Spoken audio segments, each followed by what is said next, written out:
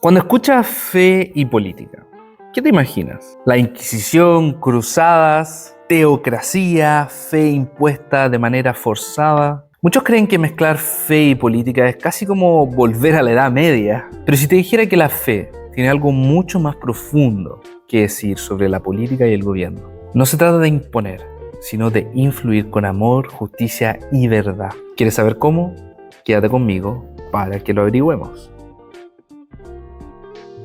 Sean muy bienvenidos a TeoVibes, queridos, nuevamente, donde exploramos de teología con un lenguaje sencillo y para todos. Hoy día vamos a continuar con nuestra reseña, pero vamos a comentar 3 principios clave que el autor nos da acerca de fe y política. Estos principios el autor lo deriva de la charla sobre calvinismo desarrollada por Abraham Kuyper, autor ya bastante conocido entre nosotros. No sé qué tan activo eres políticamente, pero espero que al menos al final de este video, más que saber si votar por A o B partido, puedas entender cómo la fe y la política están profundamente relacionadas y están más cerca de lo que tú crees.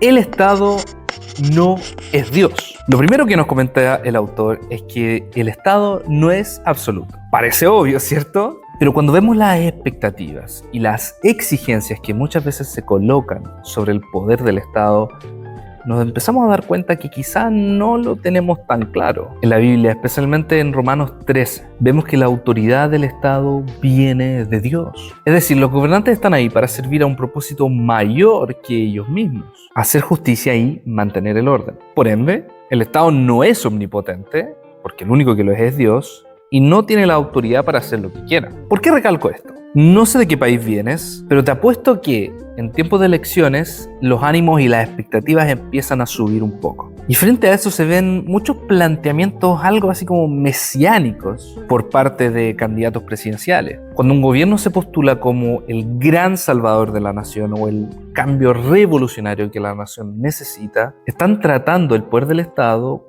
casi como un poder divino. Y nosotros sabemos como creyentes que tenemos solamente un Salvador, uno que va a hacer que todas las cosas sean nuevas, que es Jesús. Por otro lado, también vemos esta absolutización del Estado cuando ciertos gobiernos criminalizan la fe cristiana. Aún así ves creyentes fieles sirviendo, aunque a escondidas, viviendo su fe. Entienden que ellos son servidores de alguien mayor que el Estado, que es Dios mismo. Nosotros como cristianos somos llamados a respetar la autoridad, sin duda, pero también reconocer que nuestra primera lealtad es hacia Dios, no hacia el Estado. El Estado debe ser justo con todos. Contrario a lo que la gente generalmente se imagina, la Biblia no defiende un Estado teocrático, gobernado por la Iglesia. Mucho de lo que vemos en el Antiguo Testamento nada más son descripciones de las realidades que en ese entonces se vivían, y por lo tanto que no son órdenes normativas para la actualidad. El Estado no debería favorecer ninguna religión, inclusive la evangélica. El autor postula que una sociedad saludable no favorece una ideología o una religión específica. Y eso tiene como consecuencia que el Estado no debería imponer cierta religión o cierta creencia a todos los ciudadanos, excluyendo a los demás. Un principio clave es entender que el Estado debe garantizar la libertad de conciencia, la libertad religiosa y la libertad de educación. Esto parece obvio en cierto sentido, pero si paras para pensar, ¿cuántos colegios públicos en tu país, por ejemplo, existen con una visión cristiana o una visión donde los padres puedan elegir a qué tipo de cosmovisión quieren poner a su hijo? Existen muchos colegios evangélicos, católicos o de cualquier otra ideología, pero generalmente son particulares, o sea, tienes que pagar para estar en ellos. Otro ejemplo que no es tan común en el occidente, pero sí en el oriente, son estados que son afiliados a una religión específica. Y por ende, casi que si tú eres ciudadano de ese país, automáticamente te conviertes en la religión oficial estatal. Y por consecuencia terminan dejando de lado otras manifestaciones de fe, incluso de manera violenta. Como cristianos debemos participar, sí, de la vida pública, no buscando imponer nuestra fe como algo normativo para la sociedad, sino mostrando el amor de Dios y el carácter de Cristo mediante nuestro servicio. Y 3, la Biblia tiene mucho más a decir sobre justicia y ética. La palabra de Dios nos habla del carácter compasivo, de la justicia de Dios, de la misericordia de Dios. Y esto tiene mucho que ver con política también. Claro, la Biblia no te va a decir si tienes que votar por A o por B, pero sí nos da principios clave para pensar. ¿Será que esto es justo? ¿Esto busca proteger a los más débiles y vulnerables? ¿Se respeta la dignidad de las personas? ¿Se respeta al extranjero? Entonces, mucho de nuestra perspectiva va a tener que ver inevitablemente con nuestros valores, con un carácter cristiano. Por eso hay un dicho muy popular que dice: votamos por valores y no por colores. Independiente si este dicho está del todo correcto o no, el punto es, no podemos dejar de lado los valores a la hora de pensar en política. Muchas veces como creyentes seguimos quizá las corrientes, pensamos y evaluamos los proyectos que el partido A, el candidato A o B tienen, las metas, las aspiraciones, sin dar importancia al carácter. Por ende, como cristianos debemos ser ese valor distintivo, que busca también mirar el carácter, la sabiduría y la humildad también, dejándonos guiar por lo que Dios enseña en su palabra.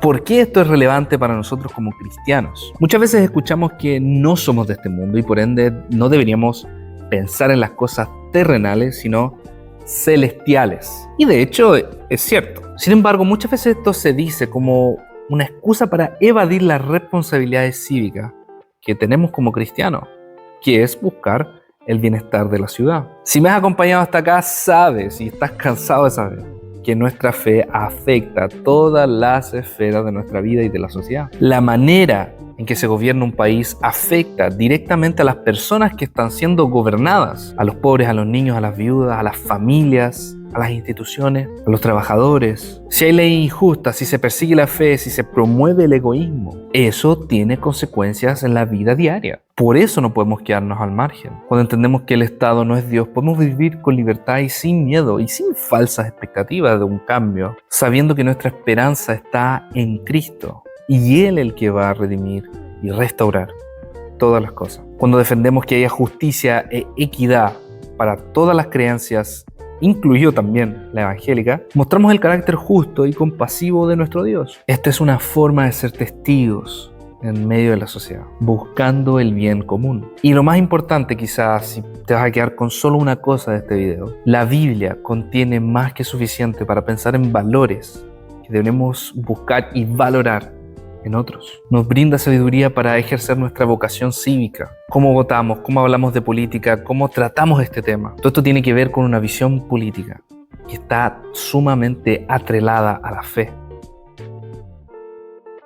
Yo creo, queridos, que este tema es tremendamente poco hablado, pero súper importante. Yo no tengo duda que se podría hacer una serie completa de este tema y hay muy buenos libros para reseñar. Queridos, Dios nos llama a vivir una fe pública, no para dominar o crear un nuevo cielo en la tierra, sino para amar, servir y buscar el bien común. Te quiero hablar a ti que trabajas en la esfera política. Probablemente has enfrentado muchas tentaciones, muchos extremos, a prometer y a colocarte como una figura mesiánica en algunos sentidos, o bien a ceder a tus principios cristianos. Pero te quiero recordar que la iglesia te necesita, la iglesia, el cuerpo de Cristo, necesita políticos y políticas que estén pensando con la escritura en mano, no para brindar favores o beneficios a la iglesia, sino para mostrar el carácter íntegro de Jesús y ser un testigo del reino que Él viene a establecer en su segunda venida. Quiero dejarte con una pregunta y un desafío como toda la semana. La pregunta que te quiero hacer es: ¿estás dejando que tu fe moldee lo que tú piensas acerca de la política? Y el desafío que quiero dejarte es: observa las noticias, observa quizás las conversaciones respecto a este tema. Trata de mirarlas con los ojos de Cristo. ¿Qué implicaría actuar con base a los valores y principios de la fe? Da un paso aunque sea pequeño. ¿Te animas? Déjamelo saber en los comentarios qué piensas y cómo te fue. Si este video agregó valor a tu vida y a tu fe, no dejes de darle like, de suscribirte, de activar las campanitas para no perderte ningún otro video. Y también comparte este video con algún amigo, amiga, familiar, colega que creas que le interesaría este tema y ojalá que puedan tener una buena conversa. Nos vemos en el próximo capítulo de Teo Vibes, queridos. Que tengan un día lleno de bendiciones.